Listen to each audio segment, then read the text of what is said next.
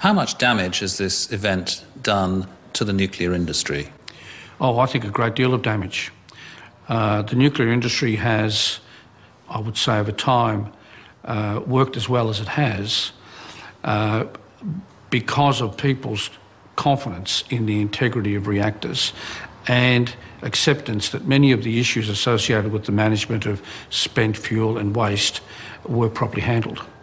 But we've always understood, and we saw this happen in 3 Mile Island and Chernobyl, that if that community trust is breached by whatever development, it'll take a long, long time to recover it. So I think this is, as Chancellor Merkel in Germany described earlier in the week, a turning point for the industry. Japan supplies about 90% of its energy needs from outside resources. While it may be a turning point for the industry globally, there are those who believe that Japan will double the number of its reactors by 2050. Given that, this Daiichi plant is basically going to be written off, that means you're losing 6 reactors, 6 out of 55. That's over 10% of your nuclear power generation. So I think there will in fact be a push maybe to increase the pace at which we reconstruct nuclear power.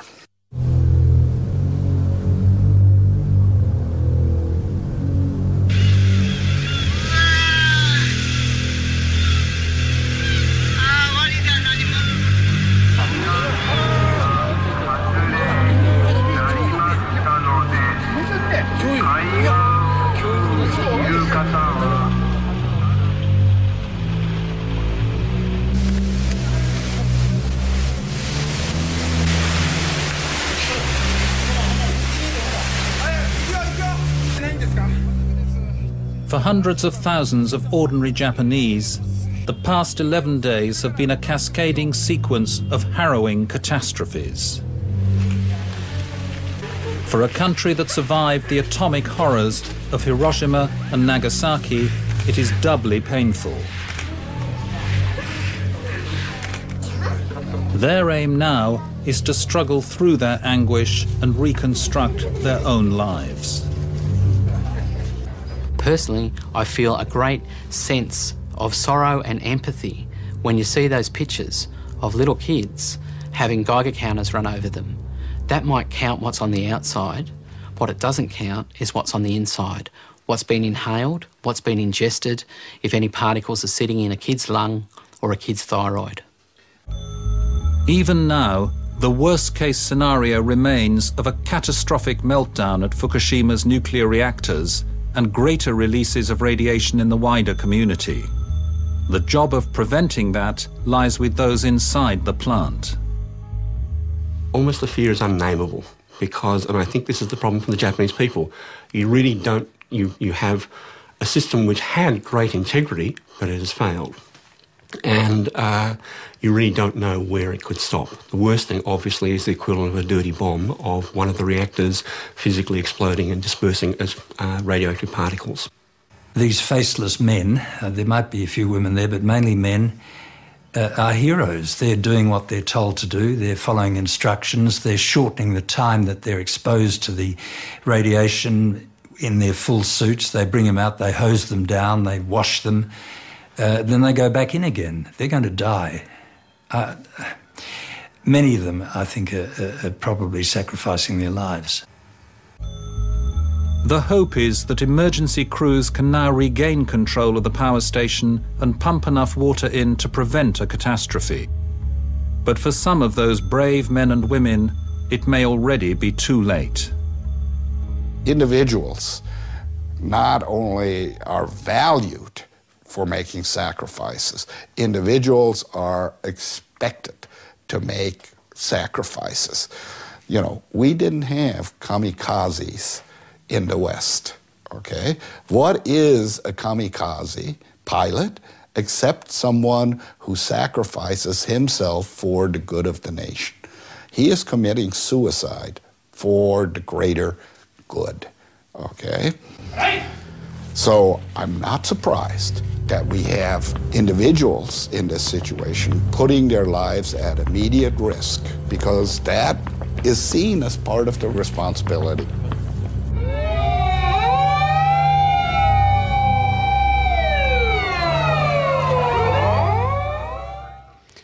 There are huge stakes in play for the world's most powerful governments and for the nuclear power industry, not to mention the public at large, as the full implications of the Fukushima nuclear crisis are becoming clearer.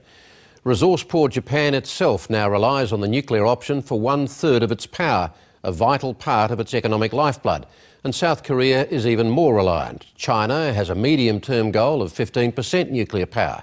India is also on the nuclear road. And emerging countries like Vietnam and Indonesia are planning a partly nuclear future. America has more than 100 nuclear reactors, most of them 3 decades or more old. But after a long hiatus, America is now talking about more nuclear power, not less. Europe is heavily committed, with 30% on average coming from nuclear. In France, it's nearly 80%. Meanwhile, the environmental movement remains largely anti-nuclear, despite the argument that nuclear has to be part of an effective solution to global warming. So there have been a lot of vitally interested spectators around the world watching this drama unfold. John Carlson is one of them. For 21 years, he headed the Australian Safeguards and Non-Proliferation Office and chaired the International Atomic Energy Agency's advisory group on safeguards for 5 years. He's now a counsellor with the Washington-based Nuclear Threat Initiative and a visiting fellow with the Lowy Institute. I spoke with him from our Washington studio earlier today. John Carlson, what is your worst fear scenario related to civilian run or nuclear power plants run for civilian purposes? I think we've just about seen it, Kerry. I can't imagine anything worse happening. People think back to the Chernobyl accident, and a number of commentators were predicting that this would be like Chernobyl. The technologies are just so different, and the driver for releasing large amounts of radiation simply isn't there with light water reactors. So I think basically we've seen the worst scenario, and it's turned out to be not the nightmare that many people thought it could be. That's certainly not to be complacent, and clearly there's going to be a lot of work analysing what happened and learning and improving safety systems. But I think basically the technology has shown itself to be very robust. Really? You can say that? Robust, given the pictures we've seen, the explosions that took place? Well, you have to look at it in terms of two things. First of all, what was the actual impact on public safety? And secondly, I think in any kind of analysis we do of nuclear energy, we have to compare it with other energy sources and the risks and benefits and limitations of other energy sources. I think if you look at nuclear energy purely in isolation, you would probably conclude maybe it's best not to use it. But the fact is there's no perfect way of generating electricity, and we have to take an objective look at pros and cons on a comparative basis. Even if the environmental exposure to radiation turns out not to be serious in this case, Fukushima does still throw up significant questions, doesn't it? Not least the policing of standards at nuclear power stations around the world, most of them run for profit. Any government with a nuclear industry will be looking very closely at the lessons, and one of the issues is regulation good enough, and is there a case for having more international involvement? One of the characteristics of nuclear safety is that it's very much regarded as a national responsibility.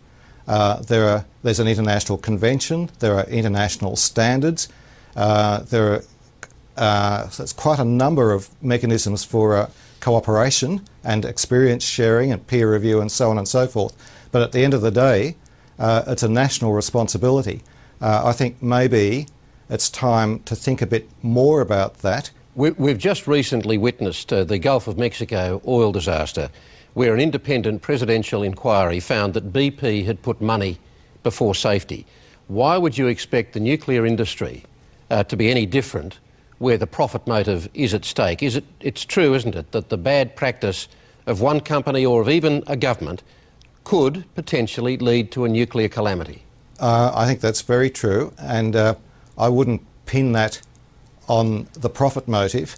I'd agree with you that where there is a profit motive, there may be a temptation by some to cut corners.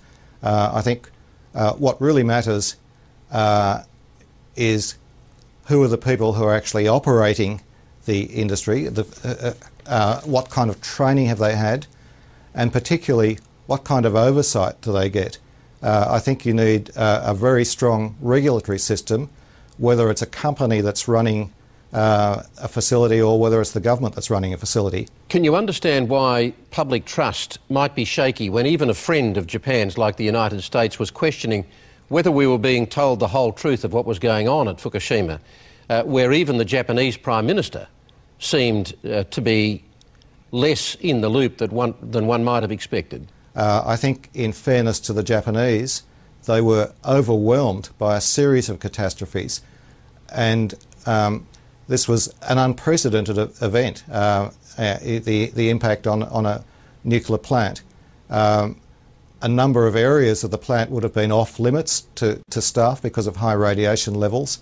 I think for quite a period, nobody had any way of knowing what was going on. It wasn't so much that information was being withheld, but the information simply wasn't there. Clearly, we have to develop better ways of knowing what is happening if we ever have a repeat of this kind of accident situation. There is an irony, I guess, isn't there, that as the rest of the world now reviews its nuclear future in the wake of Fukushima, Japan is now so dependent on nuclear power, it will keep expanding its reliance on nuclear with its whole economic future at stake. Can Japan be trusted to be objective about what happened at Fukushima? Kerry, I think nuclear energy will have to be a part of the energy mix in a wide range of countries for a number of reasons that have not gone away post Fukushima. We have to do better at protecting against the potential harmful effects, but it's something that if we want to address issues like climate change effectively, we can't exclude it. As to whether the Japanese can be trusted, I think that's a harsh question, although I can understand that a lot of people might be asking it. And I think that really points towards, is there a way that we should have more international involvement in national programs, so that there's a better way of building confidence and building transparency in decisions that are taken and the way things are done. John Carlson, thank you very much for talking with us. It's a pleasure, Kerry. And that's the program for tonight. Next week on Four Corners, we bring you a gripping forensic account of the mid-air explosion on QF-32 off Singapore. Until then, good night.